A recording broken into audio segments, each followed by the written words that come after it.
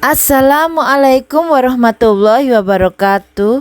Perkenalkan, saya Ani Wismiarti, CGP Angkatan 6 dari Kota Surabaya dengan unit kerja SMP Negeri 37 Surabaya. Kali ini saya akan memaparkan demonstrasi kontekstual modul 1.2 tentang nilai dan peran guru penggerak.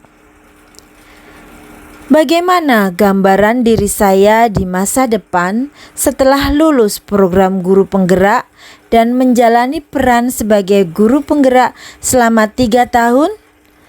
Pada saat itu tentu saya telah menerapkan kegiatan-kegiatan yang mewujudkan nilai dan peran saya sebagai guru penggerak demi terwujudnya profil pelajar Pancasila. Nilai guru penggerak ada 5. Yang pertama yaitu berpihak pada murid. Yang kedua adalah mandiri. Yang ketiga reflektif. Yang keempat kolaboratif. Yang kelima adalah inovatif. Yang pertama adalah berpihak pada murid. Maka saya akan melaksanakan pembelajaran yang menyenangkan sesuai dengan minat dan bakat murid, serta mengembangkan bakat dan murid saya supaya tumbuh dengan optimal. Bagi saya, murid memiliki kemerdekaan dalam belajar dan saya adalah fasilitatornya. Saya akan memberikan ruang yang luas kepada murid dalam belajar serta mengeksplorasi pengetahuan sesuai dengan kodrat alam dan kodrat zamannya. Saya juga akan mempersilahkan siswa untuk memilih teknik pengerjaan tugas sesuai dengan kemampuannya. Saya tentu akan membimbing siswa yang membutuhkan bantuan dalam memahami materi. Dan saya juga tidak akan menghukum siswa yang melakukan kesalahan, tetapi mencari tahu mengapa dia melakukan hal tersebut dan membantunya agar tidak mengulangi kesalahan yang sama. Ini adalah video yang menunjukkan tentang keberpihakan saya kepada murid dalam pembelajaran. Assalamualaikum anak-anak. Waalaikumsalam. Gimana kabar kalian hari ini? Baik. Hari ini kita mau belajar apa? Ingat? Hidroponik. Ya, kita akan belajar tentang bertanam hidroponik. Sekarang Bani tanya, apakah kalian di rumah punya hidroponik seperti ini tadi? Tidak. Ya, jarang sekali ada orang yang punya kebun hidroponik seperti ini di rumah karena harganya mahal. Yang pertama, yang kedua perlu tempat yang luas. Nah, untuk itu Bu Ani akan mengajarkan bagaimana cara membuat hidroponik sederhana di rumah. Nanti bisa kalian praktekkan di rumah. Sebelumnya Bu Ani mau tanya, kira-kira sampah apa, tempat, wadah yang bisa dibuat untuk sebagai tempat hidroponik? Botol plastik, jerigen, styrofoam, aqua, betul. Nah, kali ini Ibu akan menjelaskan cara membuat hidroponik sederhana dari limbah styrofoam. Styrofoam itu adalah sampah yang berbahaya, anak-anak. Mengapa berbahaya? Karena tidak dapat diuraikan. Betul. Sangat sulit. Ya, kalaupun dia terurai perlu waktu lama dan menjadi penyebab pencemaran tanah, ya. Nah, untuk itu sudah Bu Ani siapkan kalian styrofoam. Nah, ini styrofoamnya. Pertama caranya, ini sudah Bu Ani lubangi. Pertama kalian lubangi dulu ya. Setelah dilubangi nanti dimasukkan pupuk A dan pupuk B ini ke dalamnya. Setelah itu dimasukkan neckpot yang kita membenihkan, kemudian masukkan benih-benih ini ke dalam. Nah, sekarang kalian itu lubangi dulu. Lubangnya untuk tempat apa? Neckpot. Untuk tempatnya apa? Neckpot. Nah, sekarang kalian lubangi. Ini sudah Bu Ani siapkan juga guntingnya. Jangan keluar dari garisnya ya kalau menggunting. Iya. Ayo, segera gunting. Ya gantian nanti benihnya. Nah, sudah selesai melubanginya? Sudah. Nah, sekarang ini coba dilihat hasilnya. Lubangannya pintar sekali. Ini tidak hanya 2, bisa kalau kalian bisa mengatur tempatnya bisa diisi 4, bisa diisi 3, tidak selalu 2. Tapi supaya pertumbuhannya baik, sebaiknya tidak terlalu banyak, ya, supaya tidak terlalu bergerombol nanti tanamannya. Nah, sekarang kalian membenihkan dulu. Ini apa?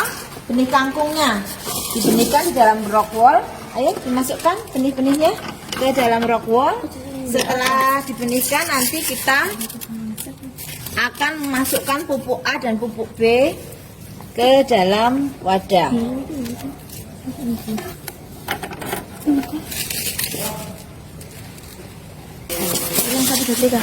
Sekarang langkah yang ketiga, masukkan pupuk A dan pupuk B ke dalam styrofoam kalian masing-masing. Jadi saya ulangi lagi, langkah pertama apa? Langkah pertama apa? Melubangi styrofoam sesuai dengan ukuran pot ya, neck pot. Yang kedua, langkah kedua mengisi dengan pupuk A dan B. Ya, yang agak banyak karena ini nanti untuk nutrisi tanaman kalian.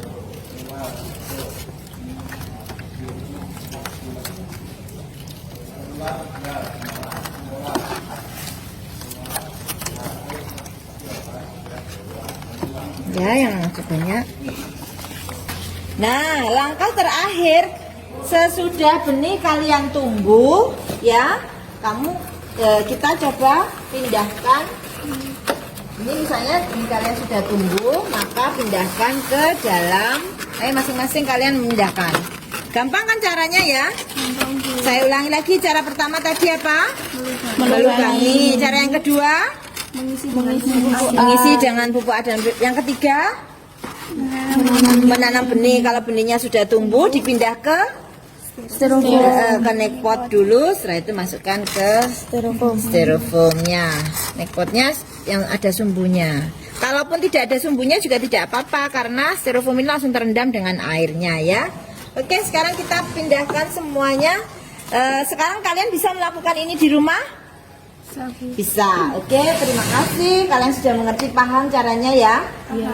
Nah, sebagai tugas kalian di rumah, lakukan ini di rumah, kemudian bawa ke sekolah. Hasilnya setelah itu kita masukkan ke kebun hidroponik kita. Ada yang ditanyakan?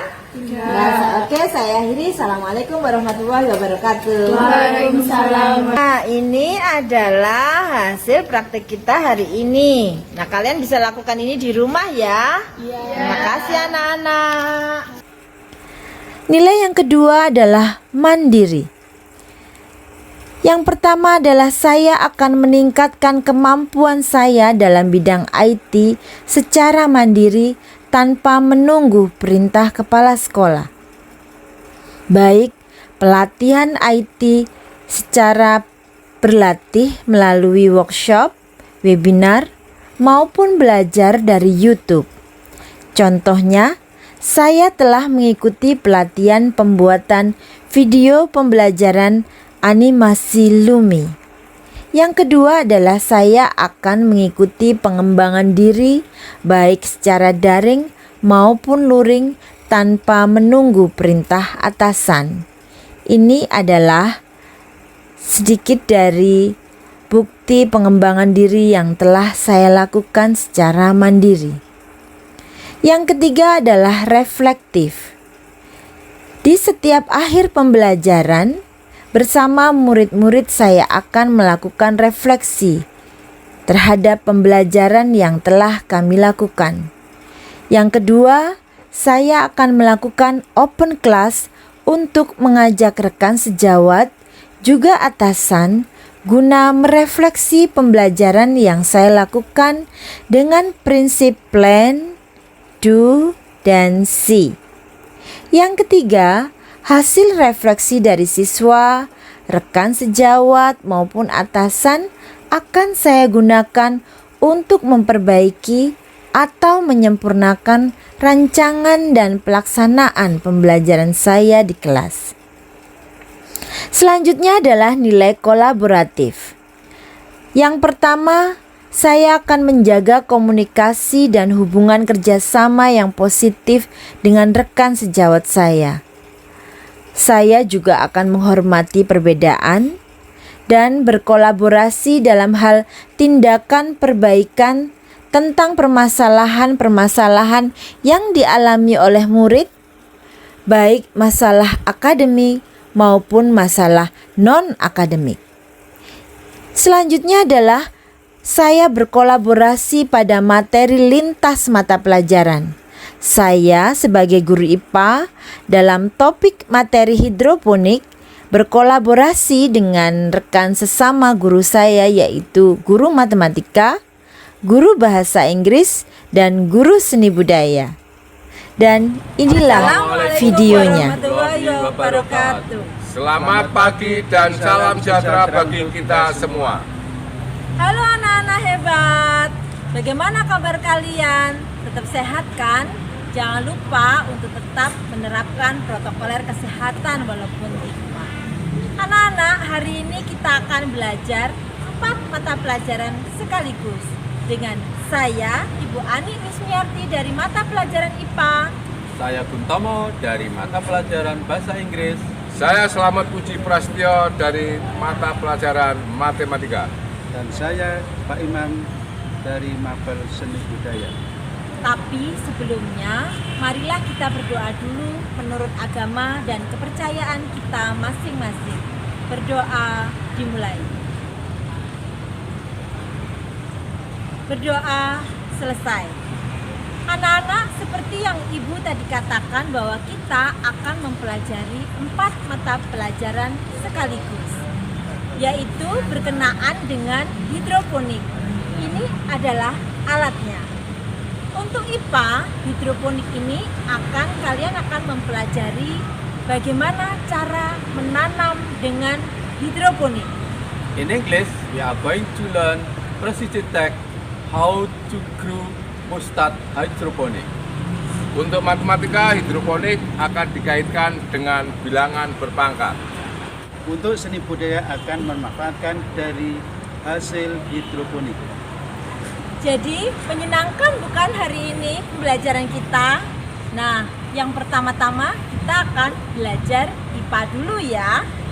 Anak-anak, jadi mari kita pelajari IPA berikut ini.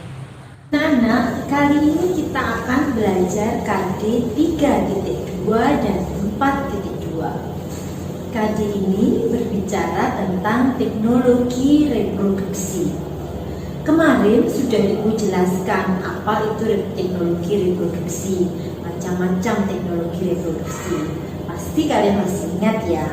Jadi hari ini kita langsung praktek bagaimana menanam hidroponik. Karena hidroponik adalah salah satu contoh teknologi reproduksi. Jika kalian tidak mempunyai alat hidroponik set yang seperti ada di sekolah, maka kalian bisa membuat alat hidroponik atau menanam hidroponik di rumah secara sederhana. Untuk apa sih kalian Ibu ajarkan menanam hidroponik sederhana di rumah? Agar ketahanan pangan keluarga meningkat. Jadi kalian bisa membantu orang tua dalam memproduksi sayur untuk dikonsumsi sendiri di rumah. Menyenangkan bukan? Nah, apa saja alat dan bahan yang kita perlukan dalam teknologi reproduksi tumbuhan atau hidroponik ini? Yaitu yang pertama kita perlukan kain flanel. Kain flanel ini banyak ditemukan di toko-toko. Kemudian kain flanel kita gunting sepanjang 1 kali 20 cm.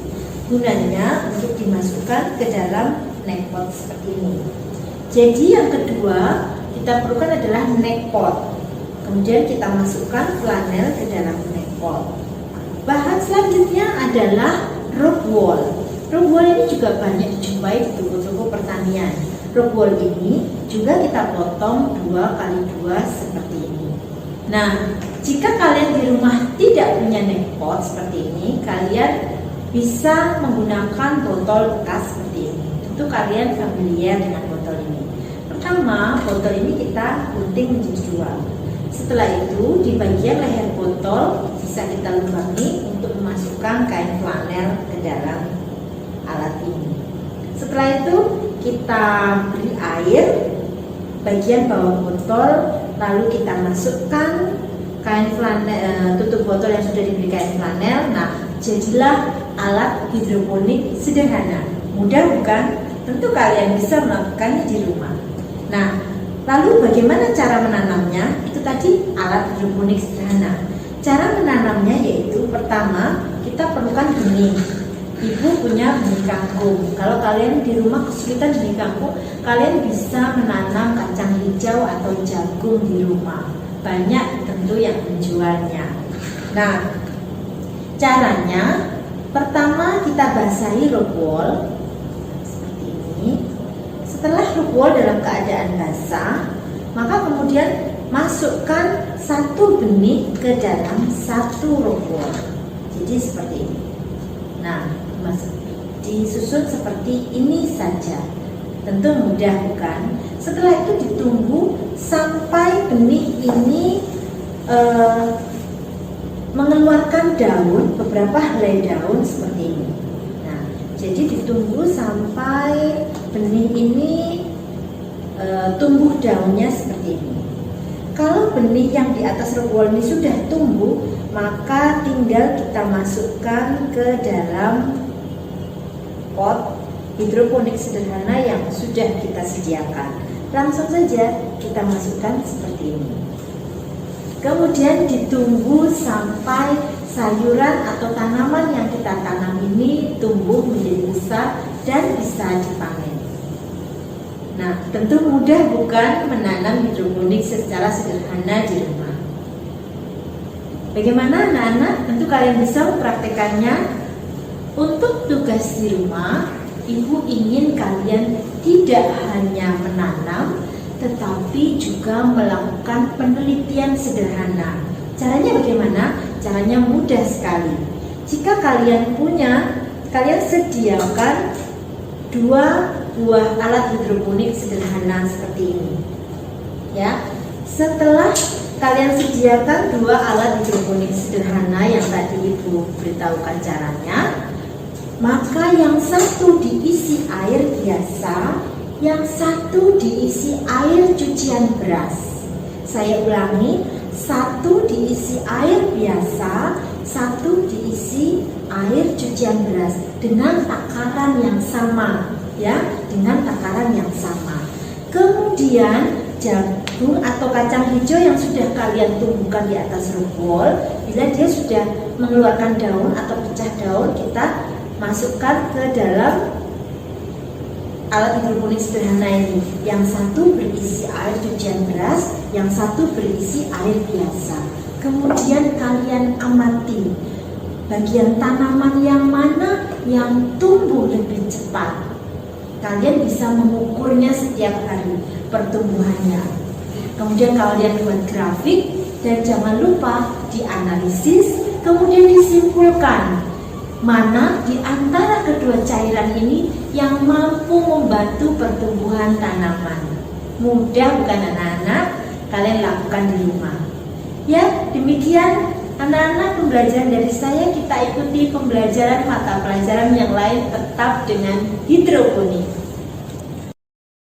Hello students, we meet again with the English lesson. This is a special lesson for today because we have collaboration with science, English, mathematics, and art. Ya, pada kesempatan kali ini adalah pelajaran yang spesial karena kita berkolaborasi dengan mata pelajaran matematika, IPA, bahasa Inggris, dan seni budaya. Nah, pada kesempatan kali ini untuk mata pelajaran bahasa Inggris, kita akan belajar, we are going to learn about the text.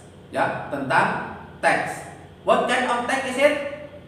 Oke, sebelum kita akan membahasnya, sedikit saya ulas kembali. Tadi pada mata pelajaran IPA, kalian sudah diperkenalkan atau sudah diberikan yaitu bagaimana cara menanam apa tadi? Menanam sawi atau menanam sayur-sayuran, kangkung dengan teknik hidroponik. Nah, pada kesempatan kali ini kita kaitkan dengan pelajaran bahasa Inggris, yaitu berkaitan dengan yang disebut procedure text. What is a procedure text? Apa itu procedure text? It is a text telling about the way of making or doing something. Ya, saya ulang lagi. What is a procedure text? It is a text telling about the way of making or doing something. Jadi sebuah teks yang memberikan informasi tentang cara membuat atau mengerjakan sesuatu. Nah, tadi di mata pelajaran IPA kalian sudah belajar bagaimana cara menanam sawi atau kangkung dengan teknik hidroponik. Oke, anak-anak sudah siap untuk mengikuti materi procedure text. Oke. Nah, di sini anak-anak kalian bisa lihat ada rock wool, kemudian ada tenek ya. Oke. Ini juga ada bekas aqua atau bekas botol ya. Kemudian ini ada biji sawi. Nah, semuanya ini namanya bahan atau material yang kita siapkan untuk apa? Menanam apa tadi? Menanam sawi pada teknik hidroponik. Ya, tadi kan langkah-langkahnya kalian sudah tahu bahannya apa saja, kemudian bagaimana langkah-langkahnya. Nah, itu semua kalau kita tuliskan itu namanya contoh daripada procedure text. Jadi secara tidak langsung kalian sudah tadi masuk ke dalam atau sudah bisa membayangkan bagaimana procedure text itu secara tidak langsung ya, tanpa kalian sadari bahwa kalian sudah belajar procedure text. Nah, sekarang contoh-contoh daripada the examples of procedure text. Anak-anak, the example of procedure text is apa saja? Or are manuals or guide. Nah, tentunya kalau kalian membeli sesuatu barang, mungkin laptop or maybe handphone, you will get a manual or guide. Ya, guidebook, guidance book or manual books, buku petunjuk. Nah, di sana tentu ada cara-caranya, bagaimana how to replace the battery dan sebagainya ya. Nah, kemudian apalagi resip. Nah, resip ini juga resep. Nah, tentu kalau resep pasti sesuatu akan kita buat. Kemudian tutorial. Nah, tutorial sekarang lagi ngetren ya. Apa saja pasti di dalam YouTube ada tutorialnya. Jadi kalian tidak usah kesulitan, wah ini bagaimana ya nyambung pipa ini, bagaimana ya menginstal ini, itu sudah ada tutorialnya. Bagaimana mendownload sebuah game dan sebagainya, itu ada tutorialnya. Jadi tata caranya, langkah-langkahnya. Nah, kemudian ada lagi instruction atau rule. Nah, itu adalah contoh-contoh daripada procedure text. Jadi nanti kalian kalau menemukan contoh-contoh seperti itu tadi, bacaan-bacaan seperti tadi, entah berupa manual, guide, receipt, tutorial, instruction, kalian sudah bisa mengidentifikasi bahwa ini adalah contoh atau bentuk teks prosedur. Gitu ya, anak-anak, mudah kan? Iya. Untuk latihannya kalian tadi sudah berlatih dengan Ibu Ani. Tinggal kalian mengingat-ingat saja. Nah, sekarang apa sih tujuan daripada procedure text itu? Yaitu to tell how to make. Nah, pasti kan? Jadi untuk menceritakan bagaimana sih cara membuat atau melakukan sesuatu. Tadi kalian sudah belajar dengan Ibu Ani, dengan mapel IPA, bagaimana kalian menanam, ya, how to plant, ya, how to plant mustard, sawi, and hidroponik. Nah, sekarang tentunya di sana ada goal. Jadi untuk procedure text itu ada goal. Goal itu letaknya di mana? Pada judul. Jadi urut-urutannya, generic structure-nya itu ada goal atau aim or intention. Nah, di mana letak goalnya? Goalnya itu tetap pada the title. And then material. Kalau itu memang diperlukan adanya material seperti ini bahannya. And then kemudian step-nya, langkah-langkahnya. The first, second, and then dan seterusnya. Nah, itu adalah langkah-langkahnya. Itu adalah urut-urutan daripada procedure text, generic structure daripada procedure text. Oke, demikian anak-anak. Saya kira cukup ya. Thank you. Sekarang kita ikuti mapel yang berikutnya. Bye. See you. Anak, kalian tadi sudah belajar mapel IPA dan bahasa Inggris yang memanfaatkan kebun hidroponik. Nah, sekarang anak-anak saya ajak untuk belajar matematika bilangan berpangkat yang dikaitkan dengan kebun hidroponik di SMP Negeri 37 Surabaya. Bisa kalian perhatikan tampilan di layar monitor. Pak Pras sedang bertemu dengan Ibu Ninu sebagai pengelola hidroponik. Ibu Ninu dan Ibu Injuliani pengelola kebun hidroponik SMP Negeri 37 Surabaya. Mereka menyiapkan pipa dan rak hidroponik. Pipa-pipa digunakan untuk tempat menanam sayuran dan rak hidroponik digunakan untuk menempatkan pipa-pipa tersebut. Di setiap pipa terdapat 6 lubang dan di setiap rak hidroponik yang digunakan hanya dapat menampung 6 pipa saja. Perhatikan layar monitor, di situ ada rak dan pipa-pipa hidroponik. Perhatikan stimulus di atas. Pasangkan pernyataan berikut dengan jawaban yang benar. Pernyataannya yang nomor 1, banyaknya lubang pada pipa apabila ada 2 rak hidroponik yang sama. Yang kedua, banyaknya lubang pada pipa apabila ada 3 rak hidroponik yang sama. Pernyataan yang ketiga, banyaknya lubang pada pipa apabila ada 4 rak hidroponik yang sama.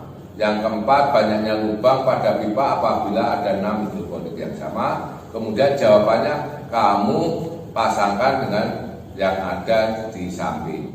Penyelesaiannya, banyaknya lubang pada pipa apabila ada 2 rak hidroponik yang sama. Itu artinya 2 kali 6 kali 6 sama dengan 2 kali 6 pangkat 2. Banyaknya lubang pada pipa apabila 3 rak hidroponik yang sama. 3 kali 6 kali 6 ya, bisa kita tulis 3 kali 6 kuadrat. Yang ketiga, banyaknya lubang pada pipa apabila ada 4 rak hidroponik yang sama, ya 4 kali 6 kali 6, 4 sendiri bisa kita tulis 2 pangkat 2. 6 kali 6 bisa kita tulis 6 kuadrat. Nomor 4, banyaknya lubang pada pipa apabila 6 rak hidroponik yang sama, bisa kita tulis 6 kali 6 kali 6 sama dengan 6 pangkat 3. Kemudian dari hasil itu kita pasangkan seperti jawaban pada monitor kalian atau layar kalian. Nah, ini tadi pelajaran matematika yang dikaitkan dengan hidroponik, dengan materinya adalah bilangan berpangkat dan sifat-sifatnya. Terima kasih anak-anak atas perhatiannya dan silakan kalian coba untuk mengerjakan soal yang kedua ini. Saya tutup. Wassalamualaikum warahmatullahi wabarakatuh. Anak, kita jumpa lagi dalam acara pembelajaran kolaborasi antara 4 mata pelajaran IPA, Bahasa Inggris, Matematika, dan saya sendiri Seni Budaya. Hari ini materinya adalah yang ada kaitannya dengan hasil dari hidroponik. Oleh sebab itu kami membawakan yaitu materi cetak tinggi atau seni grafis tinggi. Seni grafis itu karya seni rupa 2 dimensi. Dengan sekali cetak bisa menghasilkan sejumlah gambar dalam bentuk dan ukuran yang sama. Sedangkan seni grafis tinggi itu ada beberapa macam, diantaranya cetak tinggi, cetak dalam, cetak datar, dan cetak saling. Nah, sekarang Pak Imam mau membawakan cetak tinggi. Alasannya apa? Cetak tinggi ini bisa dikaitkan dengan bermacam-macam teknik pembuatan karya seni. Di antaranya yaitu memanfaatkan hasil hidroponik berupa ini daun sawi. Daun sawi ini gagangnya sawi. Oke, nah adapun alat-alat yang diperlukan dalam teknik cetak tinggi, yang pertama adalah ada roll. Ini roll untuk meratakan dan menggulung cat. Ini cat saya pakai akrilik. Di sini ada palet, alat yang dipakai untuk meratakan cat. Di sini ada kertas yang dipakai untuk mencetak. Adapun kegiatannya, yang pertama kita tuangkan cat. Cat kita tuangkan di, tidak usah banyak-banyak, sedikit, hemat ya. Kemudian kita ratakan pakai roll.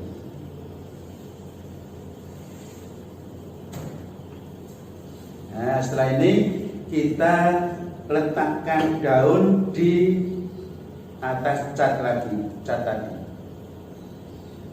Setelah ini kita ambil, kita letakkan di kertas yang sudah disiapkan. Kita tekan pelan-pelan, kemudian kita ambil, kemudian ditaruh lagi, ditarik lagi, taruh lagi di sebelahnya, sehingga membentuk susunan beberapa gambar daun.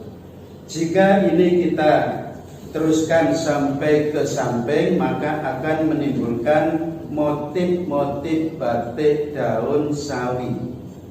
Sekarang ini gagang dari daun sawi ini juga bisa dipakai. Jadi tidak usah dibuang, tapi digunakan untuk mengisi dalam seni batik. Itu ada istilah isian, isian bagian-bagian yang kosong bentuknya.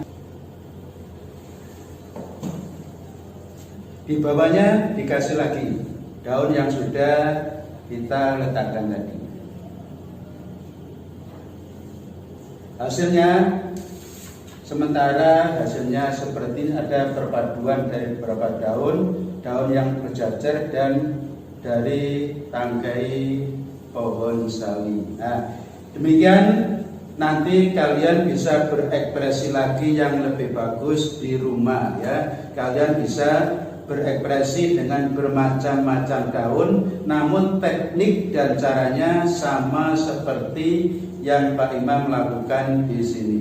Demikianlah bagaimana cara kita mempraktekkan teknik cetak tinggi dengan perpaduan antara hidroponik yang kita ambil dari hasil penanaman hidroponik berupa daun dan tangkainya. Oke, terima kasih. Semoga pelajaran ini bermanfaat nanti pada saat kalian sudah ada di masyarakat, misalkan membentuk cara membuat batik dengan teknik cap. Jadi pengembangan dari teknik tinggi nanti ke arah batik cap. Bagaimana pembelajaran kita hari ini anak-anak? Menyenangkan bukan? Jadi dengan satu alat hidroponik kita langsung bisa mempelajari 4 mata pelajaran sekaligus, yaitu IPA, Bahasa Inggris, Matematika, dan Seni Budaya. Demikian pembelajaran kita hari ini. Wassalamualaikum warahmatullahi wabarakatuh. Sampai jumpa. Selanjutnya adalah inovatif. Dengan nilai inovatif, maka saya harus memaksimalkan penggunaan IT dalam pembelajaran. Misalnya untuk materi, bahkan untuk evaluasi pembelajaran dengan menggunakan Google Form, Microsoft Teams, dan sebagainya. Yang kedua adalah membuat alat peraga guna memudahkan murid menerima pembelajaran. Misalnya, saya sudah membuat alat peraga sel yang berasal dari bola plastik dan plastisin. Yang ketiga adalah membuat buku dalam bentuk komik yang menarik bagi siswa. Saya telah membuat komik pembelajaran dengan judul Komik Sel Hewan dan Tumbuhan. Kemudian saya membuat video pembelajaran yang ditayangkan di televisi, yaitu TV 9 Nusantara. Ini adalah media sel yang saya gunakan dari bola plastik dan plastisin. Ini adalah komik buatan saya yang sangat disukai anak-anak. Komik ini saya mengangkat tokoh Gajah Mada dan Raja Hayam Wuruk. Sehingga di komik ini anak tidak hanya belajar IPA, tapi mereka juga mengenal tokoh sejarah. Dan ini adalah video pembelajaran saya.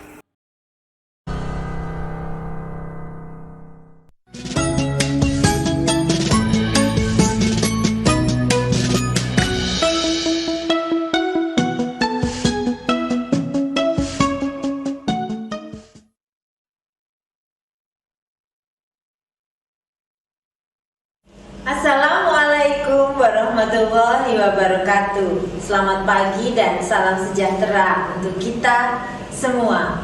Kembali lagi di Rumah Ilmu.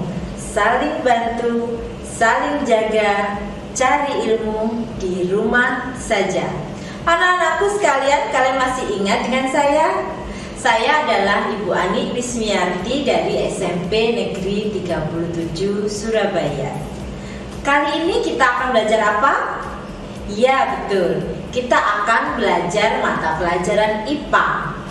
Pada hari ini khusus untuk kalian kelas 9. Tak bosannya Ibu mengingatkan kalian untuk tetap menjaga kesehatan dengan cara menjaga protokoler kesehatan. Apa itu? Yaitu dengan menerapkan 3M. M yang pertama adalah menggunakan masker. Seperti ini. Kalian bisa menggunakan masker yang lain yang cocok untuk menjaga kesehatan. M yang kedua adalah seringkali mencuci tangan, khususnya bila kalian akan makan atau setelah dari luar rumah, dengan air mengalir dan juga dengan sabun. Kalau kalian kesulitan mendapatkan air mengalir dan sabun, kalian bisa menggunakan hand sanitizer. Produk ini banyak dijual di luar sana. Nah, selain masker, kalian juga bisa menggunakan face shield. Ini sangat efektif untuk menutupi mata. Kalau masker hanya untuk menutup mulut dan hidung saja. Kalian bisa menggunakan salah satu atau keduanya. Yang ketiga adalah mencuci tangan sudah, memakai masker sudah, maka yang ketiga adalah menjaga jarak. Khususnya bila kalian berada di luar rumah dan berada di antara kerumunan orang-orang di luar sana. Jangan lupa untuk tetap menjaga jarak. Anak-anak, hari ini kita akan mempelajari materi yang sangat menarik. Ibu juga sudah membawakan beberapa bagian dari materi ini. Anak-anak, apakah kalian pernah makan tempe? Tempe adalah makanan asli orang Indonesia. Tempe goreng, tempe penyet, atau ora-arek tempe. Banyak macam ragam makanan dari tempe. Atau apakah karena kalian pernah makan donat dengan topping keju? Atau kue-kue yang lain dengan topping keju? banyak sekali varian kue, bahkan makanan dengan topping keju. Atau pasti kalian pernah makan bakso lalu dicampur kecap. Lezat bukan? Seperti gambar ini. Atau pada waktu siang hari saat matahari terik, kebayangkan betapa lezatnya bila makan es campur yang ada tape di dalamnya atau ada nata de coco di dalamnya. Tentu nikmat bukan? Nah, anak-anak sekalian, yang Ibu sebutkan tadi adalah produk bioteknologi. Ya, betul. Hari ini kita akan membahas materi bioteknologi. Bioteknologi ada pada KD 3.7, yaitu menerapkan konsep bioteknologi dan perannya dalam kehidupan manusia. Dan juga 4.7, yaitu membuat salah satu produk bioteknologi konvensional yang ada di lingkungan sekitar. Jadi, dalam materi kali ini, kalian bukan hanya mengerti tentang materi bioteknologi, tetapi diharapkan mampu membuat salah satu produk bioteknologi konvensional ini.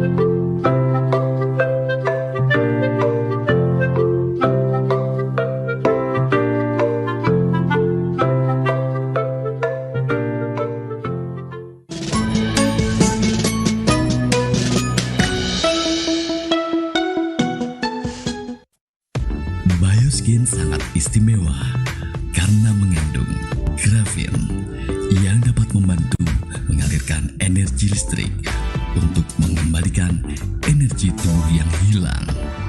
Grafin dapat menghantarkan listrik yang 100 kali lebih tinggi dari tembaga dan mampu memobilisasi elektron yang 100 kali lebih cepat dari silikon. Grafin merupakan bahan yang juga dipakai oleh astronot NASA. Serat ilex yang dapat membantu menangkal elektrik statis dan radio gelombang elektromagnetik. Arang lembu yang dapat membantu membunuh bakteri dan mikroorganisme jahat. Turmalin yang dapat membantu detoksifikasi dan pembakaran lemak. Miliki segera Bioskin.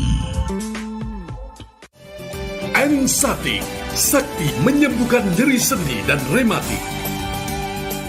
Sendi adalah bagian dalam tubuh manusia yang berfungsi sebagai penghubung antara dua tulang yang memungkinkan Anda untuk menekuk lutut dan siku. Mengingat perannya yang penting, maka kesehatan sendi perlu dapat terus berfungsi dengan baik. Faktanya, seiring bertambahnya usia, kesehatan sendi mulai menurun. Jika tidak dijaga mulai dari sekarang, bisa berakibat pada penyakit persendian seperti nyeri sendi, nyeri punggung, nyeri radang otot, lemas, tidak bisa berjalan, tidak bisa mengangkat beban gara-gara sakit pinggang, susah beraktivitas karena kekakuan tulang, atau menderita susah bergerak karena rematik. Jangan anggap remeh. Sendi manusia terdapat di dalam tubuh yang sangat tertutup rapat. Sama halnya dengan pintu yang menjaga dari angin dan udara dingin yang dapat menyebabkan terjadinya kelembapan di dalam ruangan. Jadi, bagaimana cara agar tidak terkena sakit nyeri tulang punggung, nyeri tulang pinggang, dan nyeri radang otot? Kuncinya yang terpenting adalah memberikan ketahanan pada sendi dan tulang. Ensati, sakti menyembuhkan nyeri sendi dan rematik. Ensati, sakti menyembuhkan nyeri sendi dan rematik. Sebagai tulang punggung keluarga, suami saya bekerja keras setiap hari. Suatu ketika, suami saya tiba-tiba mengeluh sakit pada bagian punggung dan pinggangnya. Bahkan, dia tidak bisa membalikkan badannya saat tidur. Berjalan pun harus berpegang ke dinding hingga tidak bisa beraktivitas kerja. Apalagi mengangkat beban berat, hal itu membuat dia tersiksa dan merasa tidak berguna sebagai lelaki. Sebagai seorang istri, saya ikut merasakan kesedihan suami. Saya ingin sekali melihat suami saya sehat dan bisa kembali bekerja lagi untuk menghidupi keluarga kami. Ensati, sakti menyembuhkan nyeri sendi dan rematik. Ibu saya usianya 68 tahun dan masih aktif beraktivitas di rumah membantu saya. Ibu saya terkena penyakit nyeri radang sendi, sampai lututnya bengkak. Setiap pagi dan malam, ibu saya mengeluh sakit nyeri pada sendi otot jari tangan dan sekitaran pinggangnya, katanya sakit sekali jika digerakkan secara normal. Saya ingin sekali melihat ibu saya kembali sehat dari sakitnya. Ensati, sakti menyembuhkan nyeri sendi dan rematik. Sendi kaku, sendi pegal, dan lemas adalah masalah yang selalu dihadapi seiring bertambahnya usia. Sering terjadi pengausan sendi di tulang rawan, kesemutan, bengkak, nyeri, dan masalah lainnya. Ensati terbuat dari bahan alami pilihan yang akan meredakan nyeri tulang, nyeri sendi secara cepat. Jangan salah pilih. Nyeri sendi, nyeri radang otot, nyeri tulang punggung, nyeri tulang pinggang, rematik. Obatnya Ensati. Untuk urusan puding, saya selalu menggunakan agar-agar satelit. Terbuat murni dari rumput laut yang berkualitas, menjadikan kualitasnya tetap terjaga dari dulu. Salam satelit. Wow, satelit. Hasil jadinya keras dan kenyal. Serat alaminya cocok untuk diet dan melancarkan pencernaan. Agar-agar satelit cocok untuk semua olahan dan hidangan. Agar-agar, ya, satelit. Agar-agar, ya, satelit.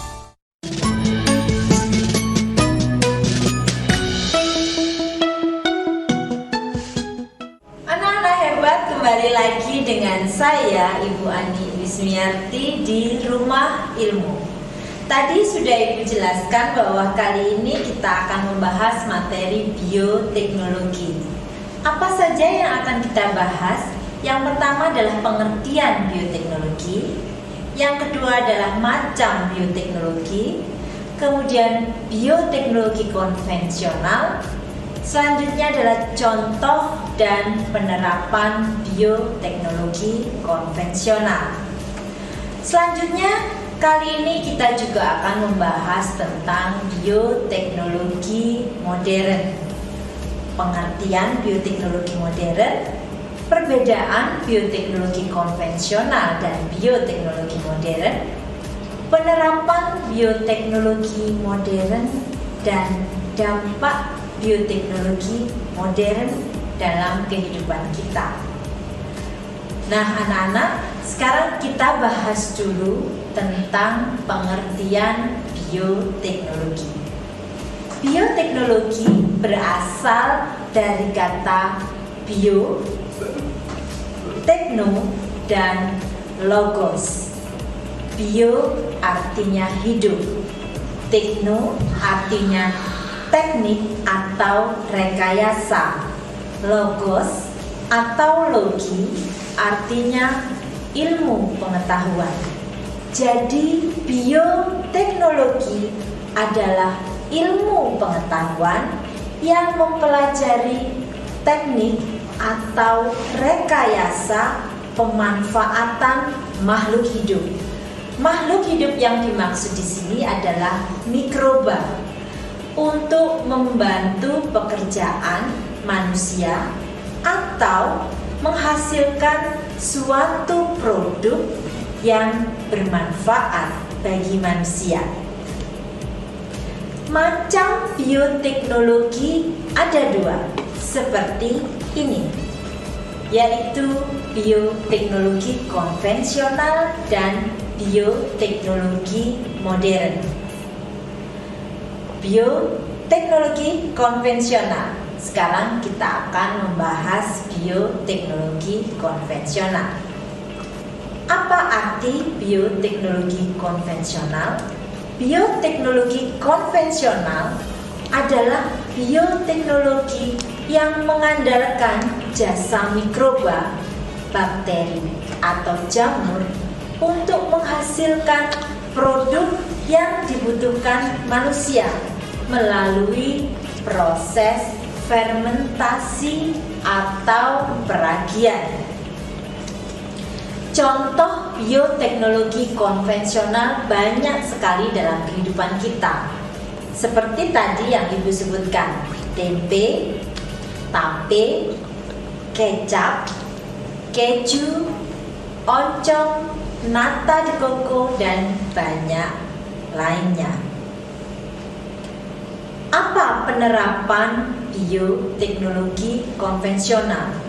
Bioteknologi konvensional banyak diterapkan dalam bidang pangan, seperti tabel berikut ini. Yang pertama adalah tape. Tape menggunakan bahan singkong atau beras ketan. Penggunaan tape atau pembuatan tape dibantu oleh mikroba atau mikroorganisme, yaitu jamur Saccharomyces cerevisiae serta Aspergillus. Yang kedua adalah yogurt. Yogurt berbahan susu. Pembuatannya dibantu oleh mikroba Lactobacillus casei, yaitu bakteri, juga Streptococcus, Thermophilus. Selain itu ada bakteri Lactobacillus bulgaricus serta Bifidobacteria. Produk bioteknologi yang lain adalah keju. Bahan pembuatan keju adalah susu yang dicampur dengan mikroorganisme bakteri, yaitu Lactobacillus sp, Lactobacillus bulgaricus, dan Streptococcus thermophilus. Tempe merupakan produk dengan bahan dasar kedelai yang dibantu oleh mikroorganisme dengan jenis jamur, yaitu Rhizopus oryzae dan Rhizopus oligosporus. Kecap juga sama atau hampir sama seperti tempe, yaitu menggunakan bahan kedelai, di mana dibantu oleh mikroorganisme yaitu Aspergillus oryzae, Aspergillus shoyae, dan Aspergillus wenti. Masih ada lagi yaitu roti yang berbahan tepung. Pembuatannya dibantu oleh jamur Saccharomyces cerevisiae. Nata de coco berbahan air kelapa yang pembuatannya dibantu oleh bakteri Acetobacter psillinum. Juga alkohol. Alkohol berasal dari ekstrak buah anggur atau biji-bijian yang dibantu oleh jamur Saccharomyces. Nah, anak-anak, bioteknologi konvensional atau disebut juga dengan bioteknologi tradisional sudah lama ditemukan. Bioteknologi ini punya kelebihan, yaitu biaya produksi yang cenderung murah atau relatif murah dan tidak menggunakan teknologi yang canggih, hanya menggunakan peralatan yang sederhana saja. Kelemahan dari bioteknologi ini adalah memerlukan waktu yang lama. Yang kedua, hasilnya tidak bisa diperkirakan. Terkadang prosesnya cenderung kurang steril. Nah, itu tadi adalah tentang bioteknologi konvensional. Setelah ini Ibu akan kembali dan menerangkan bioteknologi modern. Jadi kalian jangan kemana-mana ya. Ibu akan kembali setelah yang satu ini tetap di Rumah Ilmu.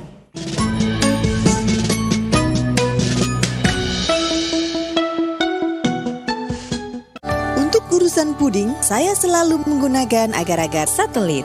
Terbuat murni dari rumput laut yang berkualitas, menjadikan kualitasnya tetap terjaga dari dulu. Salam satelit. Wow, satelit. Hasil jadinya keras dan kenyal. Serat alaminya cocok untuk diet dan melancarkan pencernaan. Agar-agar satelit cocok untuk semua olahan dan hidangan. Agar-agar ya, satelit. Agar-agar ya, satelit.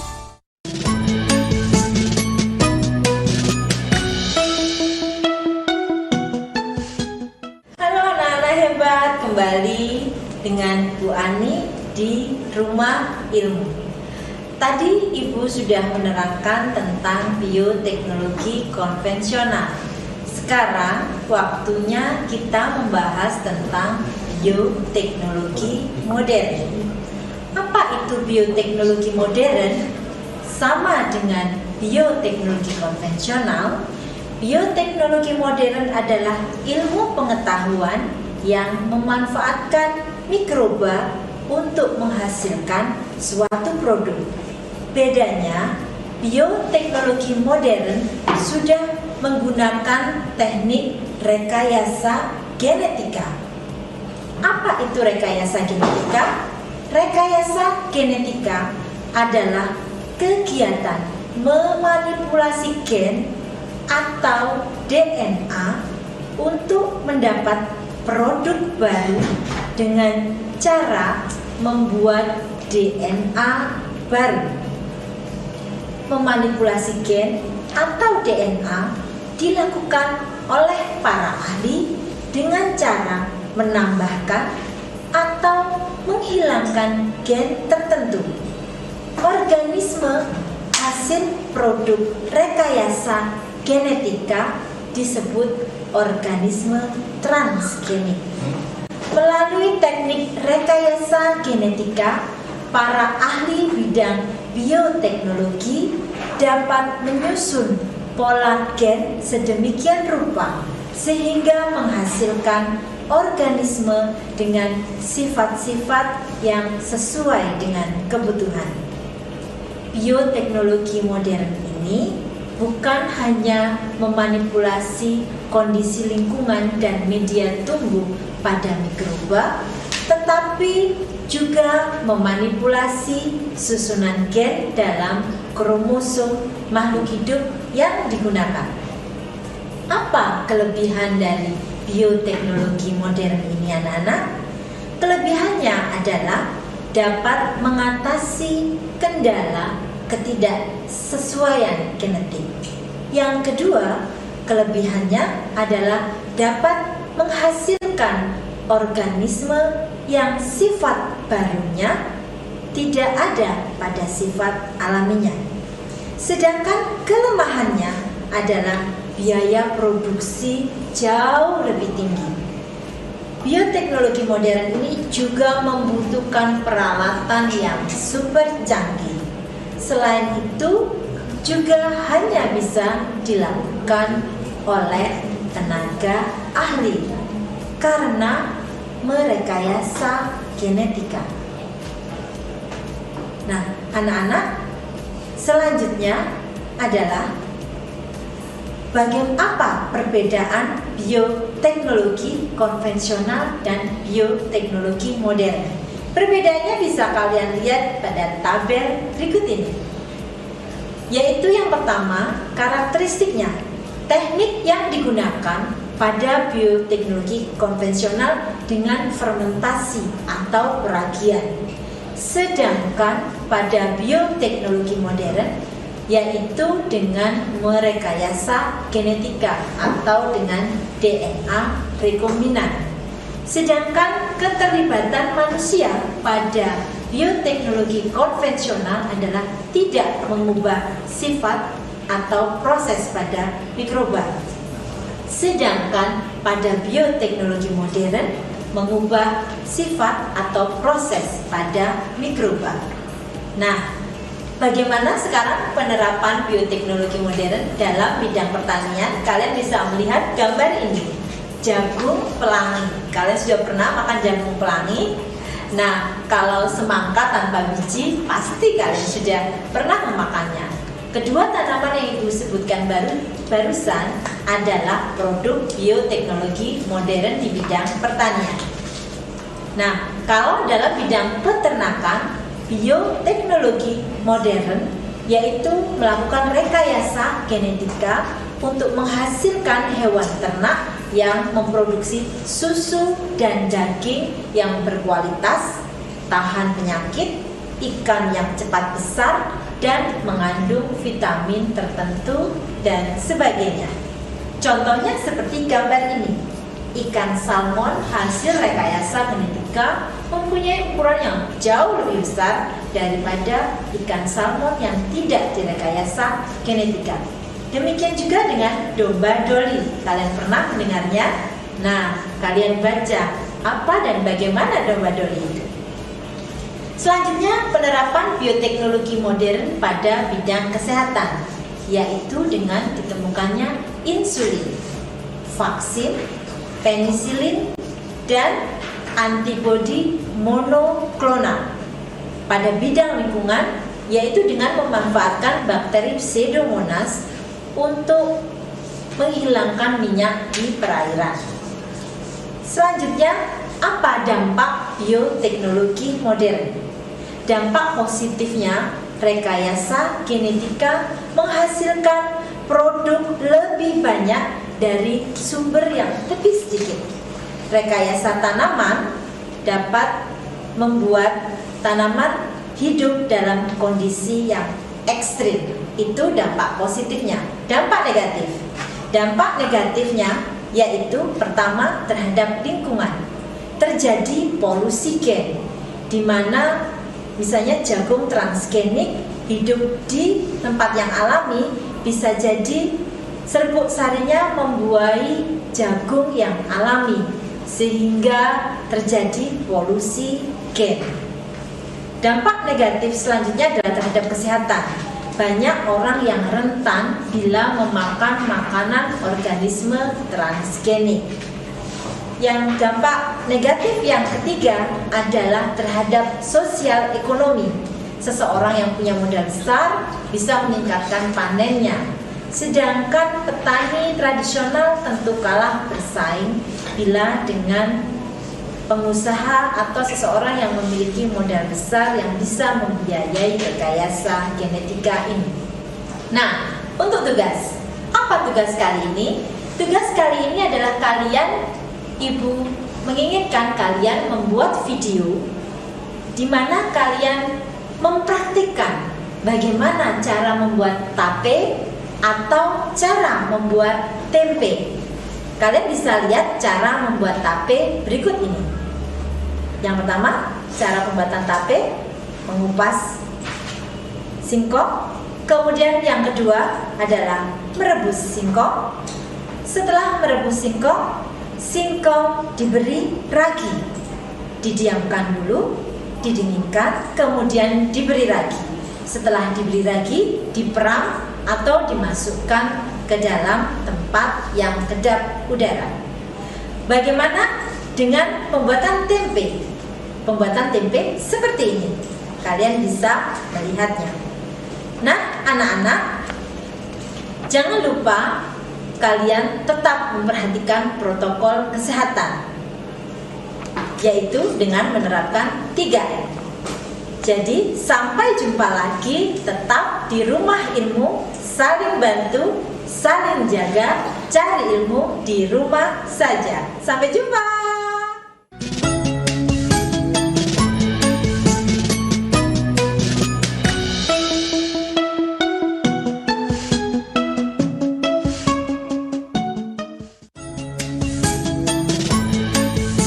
Marilah kita pegang teguh dan amalkan nilai guru penggerak demi terwujudnya profil pelajar Pancasila.